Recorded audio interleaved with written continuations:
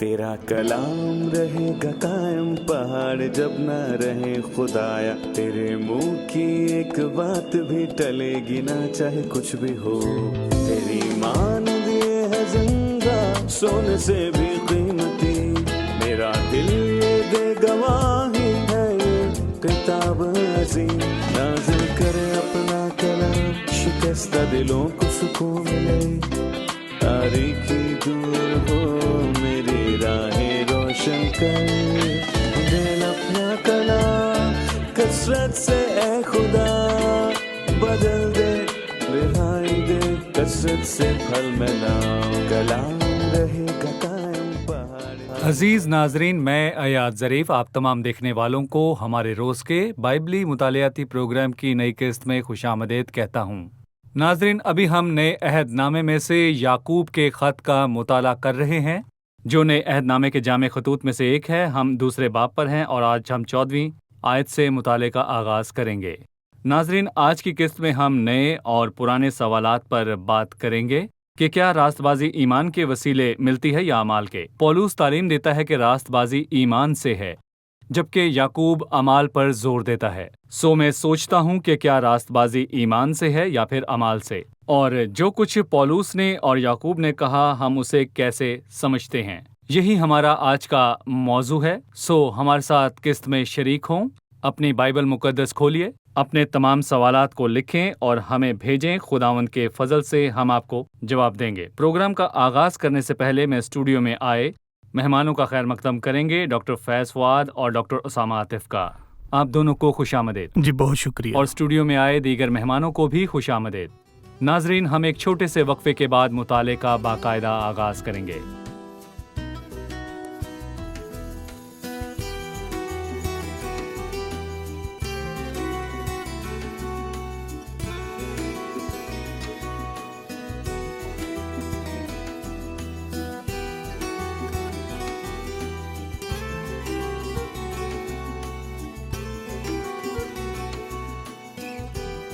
ایک بار پھر سے خوش آمدید۔ شکریہ۔ ہم دوسرے باب کی 14ویں آیت پر پہنچ چکے ہیں اور ہمارے سامنے بے حد اہم مسئلہ ہے جو ایمانداروں کے درمیان کثرت سے پوچھا جانے والا سوال ہے کہ راست بازی ایمان سے ہے یا اعمال سے۔ کیا انسان اعمال سے راست باز ٹھہرتا ہے یا ایمان سے؟ سیاق و سباق میں یہ سوال کثرت سے دہرایا گیا ہے۔ میں 14ویں آیت سے پڑھنا چاہوں گا، اس کے بعد آپ سے سوال کروں گا۔ اے میرے بھائیو، اگر کوئی کہے کہ میں ایماندار ہوں مگر عمل نہ کرتا ہوں تو کیا فائدہ؟ کیا ایسا ایمان اسے نجات دے سکتا ہے؟ اگر کوئی بھائی یا بہن ننگی ہو اور ان کو روزانہ روٹی کی کمی ہو، اور تم میں سے کوئی ان سے کہے کہ سلامتی کے ساتھ جاؤ، گرم اور سیر رہو، مگر جو چیزیں تن کے لیے درکار ہیں وہ انہیں نہ دے تو کیا فائدہ؟ اسی طرح ایمان بھی اگر اس کے ساتھ اعمال نہ ہوں تو اپنی ذات سے مردہ ہے۔ بلکہ کوئی کہہ سکتا ہے کہ تو ایماندار ہے اور میں عمل کرنے والا ہوں۔ تو اپنا ایمان بغیر اعمال کے تو مجھے دکھا اور میں اپنا ایمان اعمال سے تجھے دکھاؤں گا۔ تو اس بات پر ایمان رکھتا ہے کہ خدا ایک ہی ہے، خیر اچھا کرتا ہے۔ شیاطین بھی ایمان رکھتے ہیں اور تھر تھراتے ہیں۔ مگر اے نکمے آدمی، کیا تو یہ بھی نہیں جانتا کہ ایمان بغیر اعمال کے بیکار ہے؟ جب ہمارے باپ ابراہام نے اپنے بیٹے اسحاق کو قربان گاہ پر قربان کیا تو کیا وہ اعمال سے راست باز نہ ٹھہرا؟ پس تو نے دیکھ لیا کہ ایمان نے اس کے اعمال کے ساتھ مل کر اثر کیا اور اعمال سے ایمان کامل ہوا، اور یہ نوشتہ پورا ہوا کہ ابراہام خدا پر ایمان لایا اور یہ اس کے لیے راست بازی گنا گیا اور وہ خدا کا دوست کہلایا۔ پس تم نے دیکھ لیا کہ انسان صرف ایمان سے نہیں بلکہ اعمال سے راست باز ٹھہرتا ہے۔ اسی طرح راہب فاحشہ بھی جب اس نے قاصدوں کو اپنے گھر میں اتارا اور دوسری راہ سے رخصت کیا تو کیا اعمال سے راست باز نہ ٹھہری؟ غرض جیسے بدن بغیر روح کے مردہ ہے، ویسے ہی ایمان بھی بغیر اعمال کے مردہ ہے۔ میں نے اپنے عزیز ناظرین کے لیے پورا حوالہ پڑھ دیا ہے تاکہ وہ مطالعے کو تسلسل سے سمجھ سکیں۔ ڈاکٹر فیض 14ویں آیت ہے، اے میرے بھائیو، اگر کوئی کہے کہ میں ایماندار ہوں مگر عمل نہ کرتا ہوں تو کیا فائدہ؟ اور بائبل میں بھی یہ سوال ہی ہے، سوالیہ نشان کے ساتھ۔ کیا ایسا ایمان اسے نجات دے سکتا ہے؟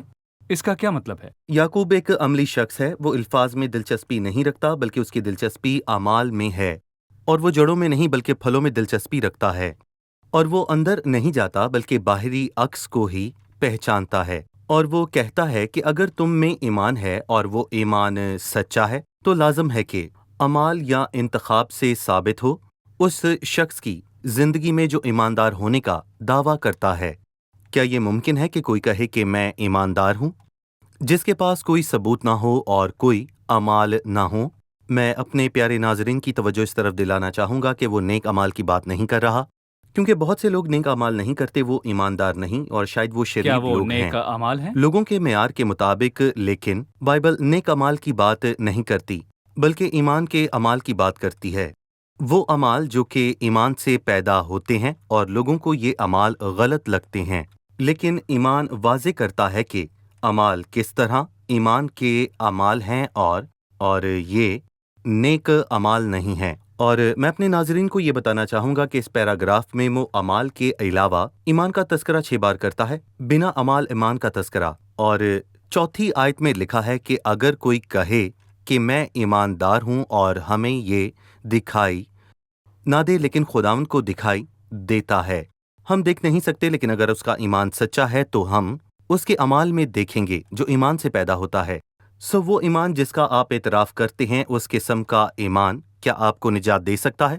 میں کہوں گا نہیں، کیونکہ یہاں وہ حقیقی ایمان کی بات نہیں کرتا جو خدا کی طرف سے تحفہ ہے، ایمان جس کا جس انسان کا ڈھونڈ دعویٰ ہی کرتا ہے۔ کیا جاتا ہے۔ کیا جس صحیح۔ ایمان کا تو دعویٰ کرتا ہے کیا تجھے نجات دے سکتا ہے؟ ہرگز نہیں۔ خدا کا کلام کہتا ہے کہ حقیقی ایمان خدا کی طرف سے تحفہ ہے، صرف ایمان ہی نجات دے سکتا ہے، اور میں کہوں گا کہ جو راست باز ٹھہراتا اور نجات دے تنہا نہیں سکتا رہ ہے سکتا۔ وہ ایمان تنہا نہیں رہ سکتا، اور یقیناً وہ اعمال کے ذریعے خود کو ظاہر کرے گا جو ایمان کے اعمال ہیں۔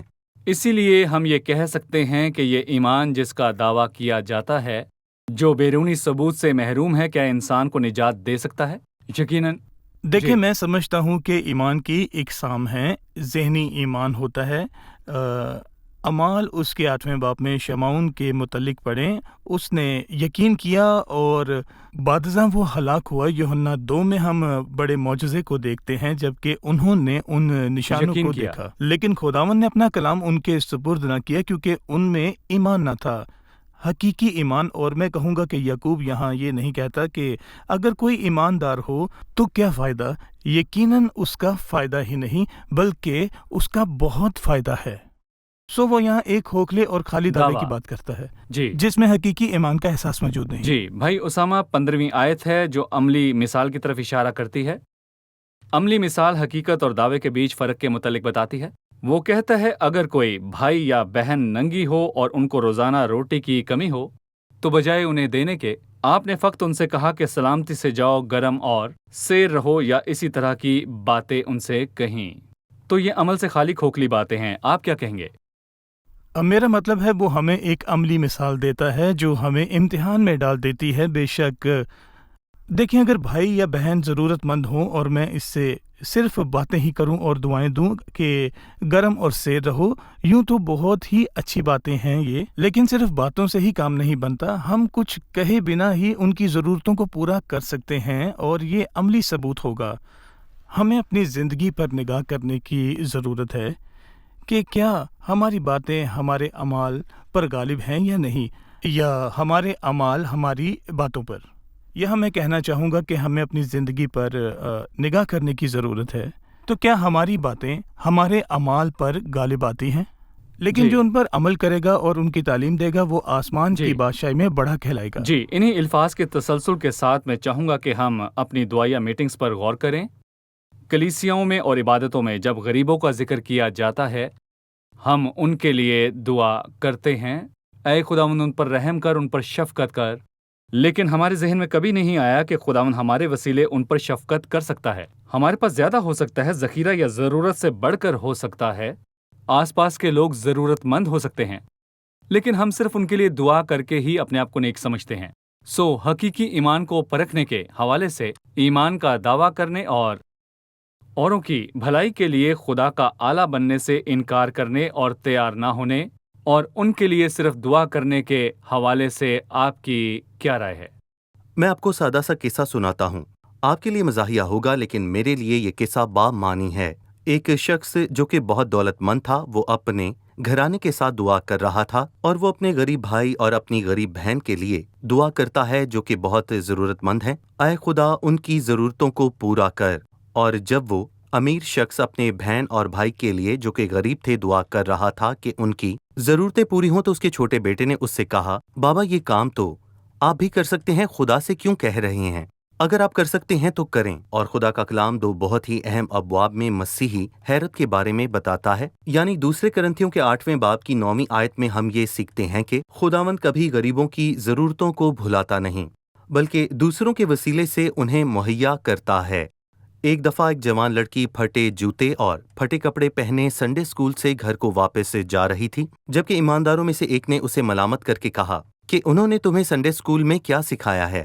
لڑکی نے کہا، خداوند میرا چوپان ہے، مجھے کمی نہ ہوگی. تو اس نے کہا، میری پیاری، اگر خداوند تمہارا چوپان ہے تو تمہیں کمی نہ ہوتی تو وہ تمہیں پھٹے کپڑوں اور پھٹے جوتوں میں نہ رہنے دیتا. لڑکی نے کہا، خداوند مجھے نہیں بھولا، اس نے کسی کو ضرور بھیجا ہے. جی وہ بھول گیا ہے، ٹھیک ہے. اس نے مجھ تک ان چیزوں کو پہنچانے میں بھول کیا ہے. اگر ہم موجود ہوں تو خداوند ہمارے ہی ذریعے غریبوں کی ضرورتوں کو پورا کرتا ہے. اور یہ عملی راست بازی ہے. شکریہ. ابھی ہم ایک رپورٹ دیکھیں گے، پھر مطالعے میں آگے بڑھیں گے. عزیز ناظرین، یعقوب جو خط کا مصنف ہے ایک واضح اور کھری بات کرنے والا شخص ہے. وہ موضوع کے آس پاس نہیں پھٹکتا بلکہ بنیادی بات کو پکڑتا ہے. سو وہ اپنے نئے عملی موضوع کی شروعات ایک سوال سے کرتا ہے، اگر کوئی کہے کہ میں ایماندار ہوں مگر عمل نہ کرتا ہو تو کیا فائدہ؟ یقیناً جس جواب کا منتظر یعقوب تھا وہ یہ تھا کہ کوئی فائدہ نہیں. کیونکہ ایمان اور اعمال ایک دوسرے کی تکمیل ہیں. اس کا مطلب ہے کہ بیرونی اعمال اور برتاؤ اور زندگی کے حالات یا تو ایمان کی گواہی دیتے ہیں یا اس کا انکار کرتے ہیں. یہ ایک ہی سکے کے دو رخ ہیں، ورنہ ایک شخص جھوٹ اور ریاکاری سے جیتتا ہے.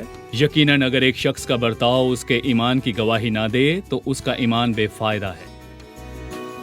17ویں آیت میں ہے، اسی طرح ایمان بھی اگر اس کے ساتھ اعمال نہ ہو تو اپنی ذات سے مردہ ہے. مردہ ہونے سے کیا مراد ہے؟ جی بھائی فیاض، مردہ ہونے سے کیا مراد ہے؟ لفظ مردہ کا مطلب ہے بیکار اور پھل لانے کا کوئی امکان نہیں. ایک محترم خادم نے ایک بات کہی کہ جب میں خداوند کے پاس سے جاتا ہوں کہ وہ مجھے راست باز ٹھہرائے تو میں پورے ایمان کے ساتھ جاتا ہوں. فقط ایمان مجھے خداوند کے پاس لے جاتا ہے، لیکن جب میں ایمان کے ساتھ خداوند کے پاس جاتا ہوں تو میں فقط ایمان کے ساتھ واپس نہیں لوٹتا بلکہ وہ یقیناً مجھے نیک اعمال کے ساتھ لوٹاتا ہے جو کہ یسوع مسیح کے وسیلے سے ہے، تاکہ خدا کا جلال ظاہر ہو اور اس کی ستائش ہو. جب میں لوٹ کر آؤں تو مجھ میں پھل ہونا چاہیے. اگر میں لوٹ کر آؤں اور کہوں کہ میں خدا کے پاس گیا تاکہ وہ مجھے راست باز ٹھہرائے، پر میں راست بازی کے پھل اور ایمان کے اعمال کے بنا واپس لوٹ آیا ہوں، تو اس کا مطلب ہے کہ میں کہیں نہیں گیا. دیکھیں، جہاں دعویٰ کیا جاتا ہے، جیسا کہ ہم نے بات کی کہ جس ایمان کا دعویٰ کیا جاتا ہے وہ اعمال پیدا نہیں کر سکتا جن سے لوگوں میں خدا کا جلال ظاہر ہو. ایسا ایمان بیکار ہے اور پھل نہیں لاتا.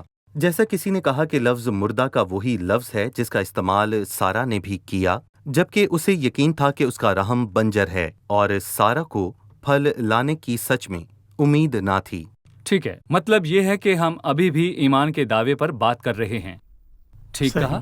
دیکھیں، مجھے پتوں سے بھرا ہوا انجیر کا درخت یاد ہے اور پھل سے بھرپور لگتا تھا، اور بہرحال جب وہ خداوند کے نزدیک گیا تو اس میں پھل نہ تھا اور اس درخت کو بالکل بیکار پایا. دعویٰ تھا. جی، دعویٰ تھا. ٹھیک ہے، ہم اپنے ناظرین کو یاد دلاتے چلیں کہ ہم لوگوں کے سامنے عملی راست بازی کے متعلق بات کر رہے ہیں یا پھر عملی راست بازی کے متعلق. وہ خدا کی نظر میں راست بازی کی بات نہیں کر رہا، جیسے کہ پولوس نے رومیو 3 اور گلتیوں 3 میں تعلیم دی.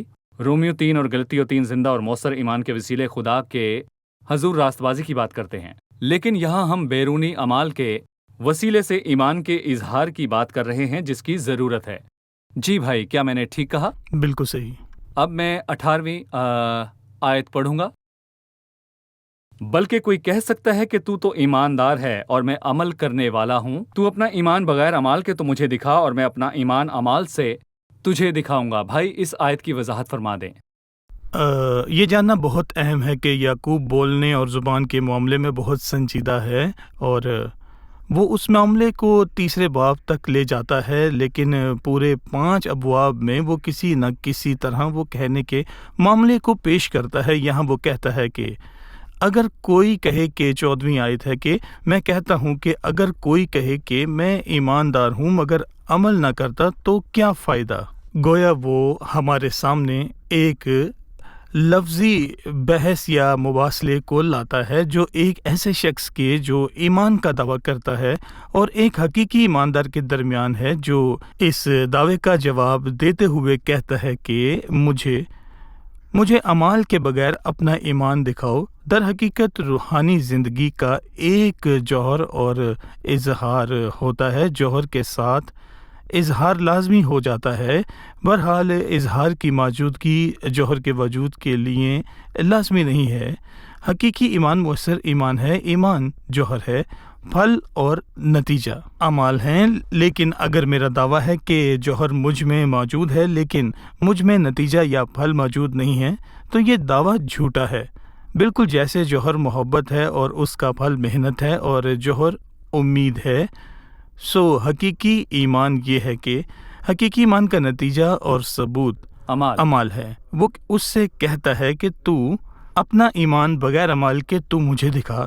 ناممکن ہے. کس نے ایسا ایمان دکھایا ہے؟ کون اسے پرکھ سکتا ہے؟ کس نے ایمان کو دیکھا ہے؟ کون اسے پرکھ سکتا ہے؟ لیکن خدا ہمیں بھی آدمیوں کے سامنے اپنی راست بازی کو ظاہر کرنا ہے. صحیح. اور یہ عمال کی وسیلہ سے ظاہر ہوتی ہے. میں سمجھتا ہوں کہ یہ ایک مشکل بات ہے اپنے ایمان کو عمال کے بغیر ثابت کرنا، لیکن میں اپنے عمال سے اپنا ایمان ظاہر کرتا ہوں. بالکل.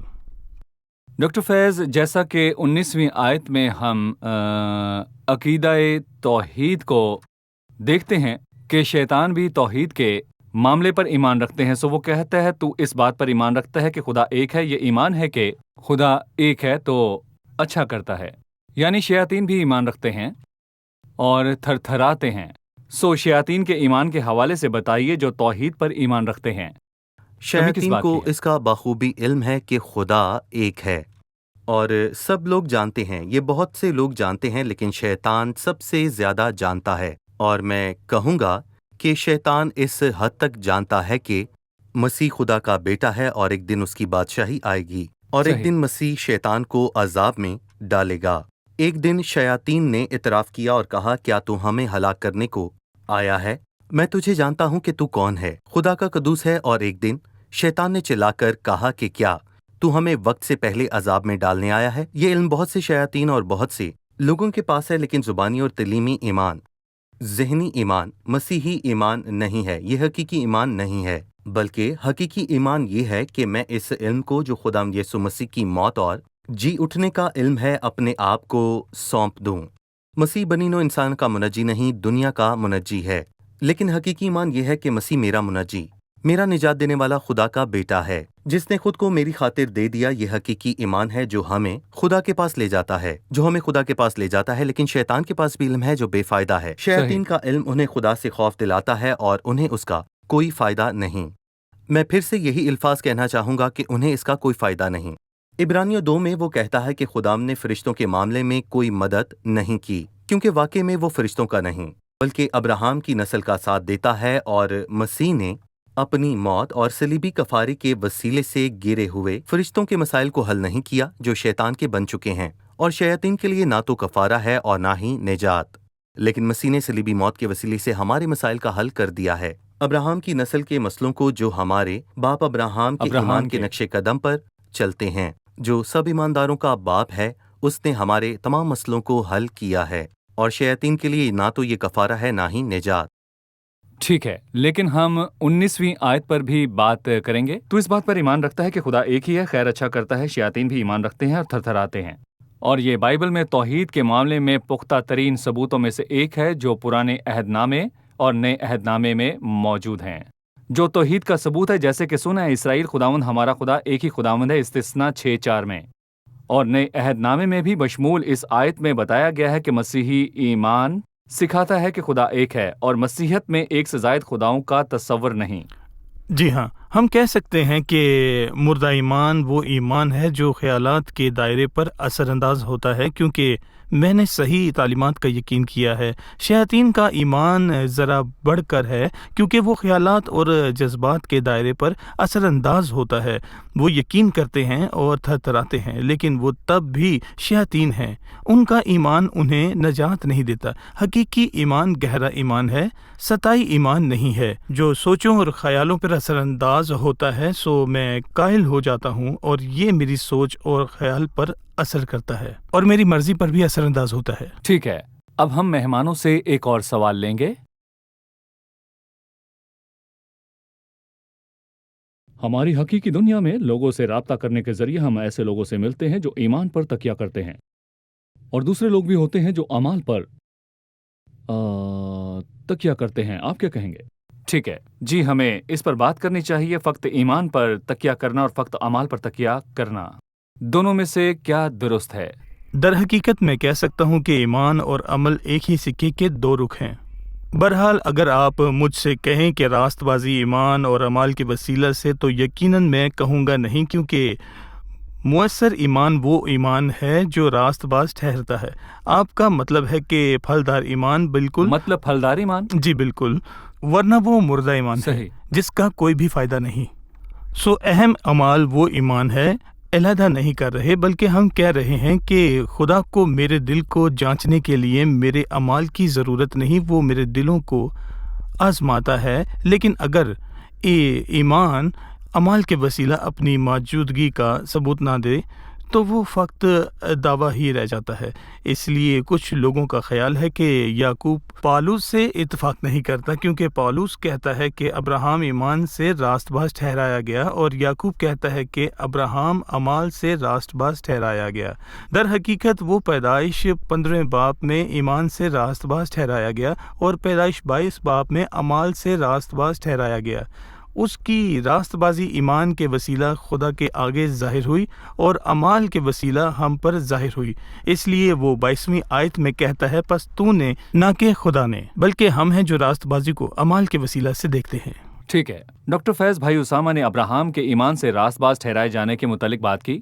اعمال کے وسیلے اس کی راست بازی تب ظاہر ہوئی جب اس نے کچھ کیا، اور پھر 21ویں آیت میں وہ کہتا ہے جب اس نے اپنے بیٹے اسحاق کو قربان گاہ پر قربان کیا۔ میں چاہتا ہوں کہ آپ راہب پر تبصرہ کریں جو اس نے کیا، اور وہ راست بازی بالاعمال کے دائرے میں کیسے آتا ہے۔ میں پھر سے کہوں گا تاکہ تصدیق ہو جائے کہ وہ اعمال نیک اعمال نہیں ہیں۔ بہت سے لوگ نیک اعمال کرتے ہیں پر وہ ایماندار نہیں ہوتے۔ بہرحال وہ اعمال ایمان کے ہیں۔ ایمان سے ایسے نتائج اور فیصلے اور برتاؤ جنم لیتے ہیں جن کے پیچھے حقیقی ایمان دکھائی دیتا ہے، بھلے ہی لوگوں کی نظر میں وہ عجیب معلوم ہو۔ اور ابراہیم نے جو کیا جب اس نے اپنے بیٹے کو قربان گاہ پر قربان کیا، کیا یہ لوگوں کی نظر میں صحیح تھا؟ یہ نیک اعمال نہیں بلکہ دیوانہ پن تھا، لیکن یہ ایمان کا عمل تھا، جیسا کہ خداوند نے کہا، اور الہی مکاشفات کی روشنی میں ہم نے جانا اور سمجھا کہ یہ ایمان سے کیا گیا عمل تھا۔ راہب نے کیا کیا جب اس نے قاصدوں کو اپنے گھر میں اتارا اور دوسری راہ سے رخصت کیا؟ یہ لوگوں کے حساب سے تو غداری تھی، بھلے ہی وہ بہت بڑی غدار تھی جو کہ سچ میں عدالت کے لائق تھی، لیکن اس کے فیصلے کے پیچھے ایمان تھا۔ پیغمبروں سے یہ سنتے ہی ہمارے دل پگھل گئے، اور اس نے ان سے کہا کہ خداوند تمہارا خدا ہی اوپر آسمان کا اور نیچے زمین کا خدا ہے، وہ ایمان لائی۔ اور یہ سب کچھ سنتے ہی ہمارے دل پگھل گئے، اور تمہارے باعث پھر کسی شخص میں جان باقی نہ رہی۔ وہ جانتی تھی اور اس کے اس علم نے اسے یہ فیصلہ کرنے پر مجبور کیا۔ اس نے خدا اور اس کے لوگوں کا ساتھ دیا اور دونوں پیغمبروں کو قبول کیا، اور یرو کے بادشاہ اور دنیا کے مخالف کھڑی ہوئی۔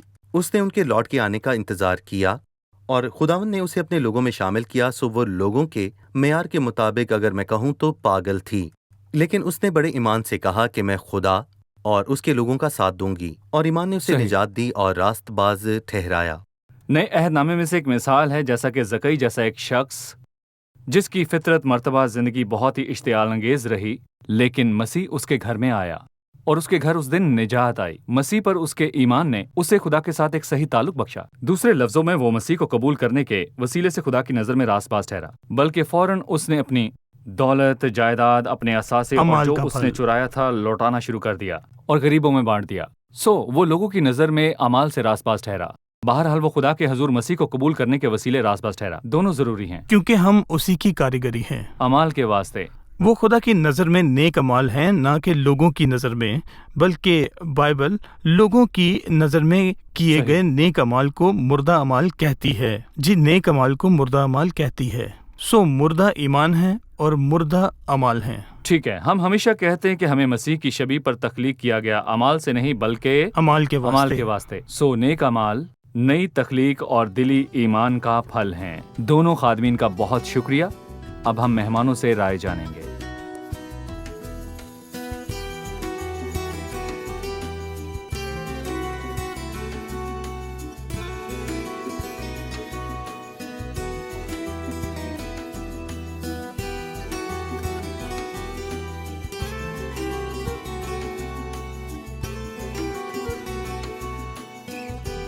خوش آمدید۔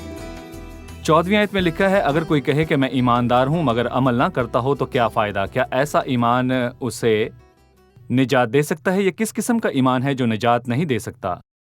وہ کہتا ہے، اگر کوئی کہے، یعنی ایک شخص دعویٰ کرے کہ وہ ایماندار ہے لیکن اس کا ایمان مردہ ہے جس کا بیرونی پھل یا خوبی ظاہر نہیں ہوتی، تو یہ محض دعویٰ ہے اور حقیقی ایمان نہیں۔ ٹھیک ہے، ٹھیک ہے۔ صحیح۔ آپ سب کا شکریہ، خادمین کا بھی شکریہ، خداوند آپ کو برکت دے۔ عزیز ناظرین، آج کی قسط میں کلام میں ہم نے خاص کر 19ویں آیت میں سیکھا کہ ایک قسم کا ایمان ہے جو شیطانی ایمان کہلاتا ہے، اور حیران کن طور پر ایمان کا جوہر 100% صحیح ہے۔ وہ توحید پر ایمان رکھتے ہیں، لیکن یہ ایمان نجات نہیں دے سکتا۔ کیوں؟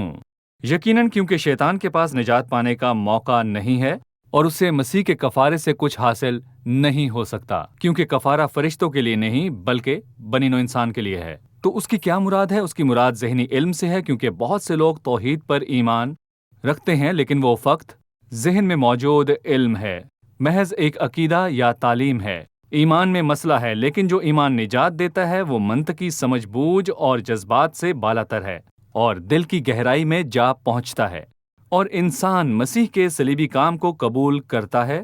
دلی قبولیت کا مطلب دل کو مسیح کے لیے کھولنا ہے کہ وہ اس میں داخل ہو اور زندگی پر اس کی حکومت ہو جو خداوند اور منجی ہے۔ ناظرین، خدا کے متعلق جان لینا کافی نہیں، اور خدا کے متعلق علم اکٹھا کر لینا کافی نہیں، اور یہ جاننا کہ خدا ایک ہے کافی نہیں۔ گویا یہ جاننا بہت ہی اچھا ہے، لیکن آپ کو یہ کرنا ہے کہ اس ایک خدا کے متعلق اس کے مکاشفہ کو قبول کرنا ہے جو اس کے بیٹے یسوع مسیح میں ہے، کیونکہ اگلے زمانہ میں خدا نے باپ دادا سے نبیوں کی معرفت کلام کیا، لیکن اس زمانے کے آخر میں ہم سے بیٹے کی معرفت کلام کیا۔ مسیح ہی خدا کا آخری اور کامل مکاشفہ ہے، اور مسیح کو بطور خداوند قبول کرنا وہ ایمان ہے جو راست باز ٹھہراتا ہے۔ میں سوچ رہا ہوں کہ آپ مسیح پر کس قسم کا ایمان رکھتے ہیں۔ اگر مجھ سے پوچھیں کہ آپ مسیح کو ایک عظیم نبی یا ایک عظیم استاد جانتے ہیں، تو میرے عزیزو یہ کافی نہیں ہے۔ آپ کو زندہ خداوند یسوع مسیح پر ایمان لانا ہے کہ وہ مجسم خدا ہے اور واحد کفارہ ہے اور عظیم ترین قربانی ہے اور نجات کی واحد راہ ہے۔ کسی دوسرے کے وسیلے نجات نہیں بخشی گئی۔ آپ سے آنے والی قسط میں پھر ملاقات ہوگی۔ خداوند آپ سب کو برکت دے۔